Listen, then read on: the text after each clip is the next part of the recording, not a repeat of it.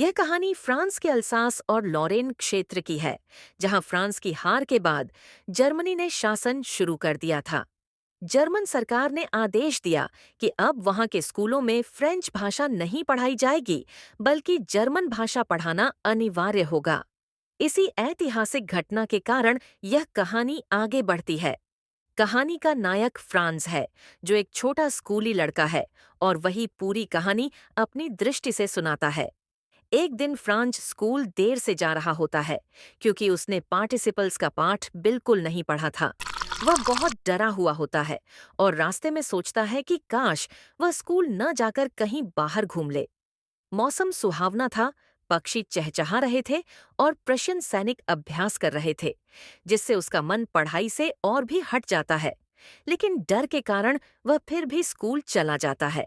रास्ते में वह टाउन हॉल के नोटिस बोर्ड के पास भीड़ देखता है, जहां से पिछले 2 वर्षों में लगातार बुरी खबरें आती रही थीं, पर वह वहां रुके बिना आगे बढ़ जाता है। जब फ्रांज स्कूल पहुंचता है तो उसे माहौल पूरी तरह बदला हुआ लगता है। कक्षा में अजीब सी शांति थी और बच्चे बिल्कुल चुप बैठे थे। उसे यह देखकर आश्चर्य होता है कि गांव के कई बुजुर्ग लोग पीछे की बेंचों पर बैठे हैं और सभी के चेहरे उदास हैं। उसके शिक्षक मिस्टर हैमेल भी उस दिन अलग दिखाई देते हैं। उन्होंने हरे रंग का कोट, कढ़ाई वाली फ्रिल और काली रेशमी टोपी पहन रखी होती है, जो वे आमतौर पर विशेष अवसरों पर पहनते थे। कक्षा शुरू होने पर मिस्टर हेमेल बहुत शांत और भावुक स्वर में बताते हैं कि यह उनका फ्रेंच का आखिरी पाठ है। वे बताते हैं कि बर्लिन से आदेश आया है कि अब अल्सास और लॉरेन के स्कूलों में फ्रेंच नहीं, बल्कि जर्मन भाषा पढ़ाई जाएगी, और इसलिए उन्हें यह स्कूल छोड़ना पड़ेगा। यह सुनकर फ्रांस को गहरा दुख और पछतावा होता है।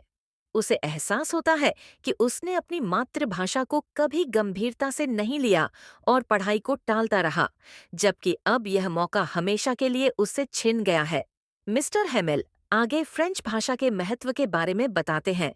वे कहते हैं कि फ्रेंच भाषा बहुत सुंदर, स्पष्ट और समृद्ध है, तथा किसी भी देश की भाषा उसकी पहचान होती है। जब तक लोग अपनी भाषा से जुड़े रहते हैं, तब तक कोई भी उन्हें पूरी तरह गुलाम नहीं बना सकता। वे इस स्थिति के लिए केवल सरकार को नहीं, बल्कि स्वयं को, माता-पिता को और बच्चों को भी जिम्मेदार मानते हैं। माता-पिता बच्चों को पढ़ाई के बजाय काम पर भेज देते थे, और वे खुद भी कभी-कभी बच्चों को छुट्टी दे देते थे। इसके बाद वे पूरे मन से पढ़ाने लगते हैं। फ्रांस को आश्चर्य होता है कि उसे उस दिन सब कुछ आसानी से समझ में आ रहा है, जैसे वह सब कुछ पहले से जानता हो। मिस्टर हैमेल भी बहुत धैर्य और लगन से पढ़ाते हैं, मानो वे अपने आखिरी पाठ में कुछ भी अधूरा नहीं छोड़ना चाहते हों। जैसे ही घड़ी 12 बजाती है, बाहर से चर्च की घंटी और प्रशियन सैनिकों की ड्रिल की आवाज सुनाई देती है। मिस्टर हैमेल बहुत भावुक हो जाते हैं और कुछ कह नहीं पाते। वे चौक लेकर ब्लैक बोर्ड पर बड़े अक्षरों में विव ला फ्रांस लिखते हैं, जिसका अर्थ है फ्रांस जिंदाबाद। यह लिखकर वे हाथ के इशारे से कक्षा समाप्त कर देते हैं।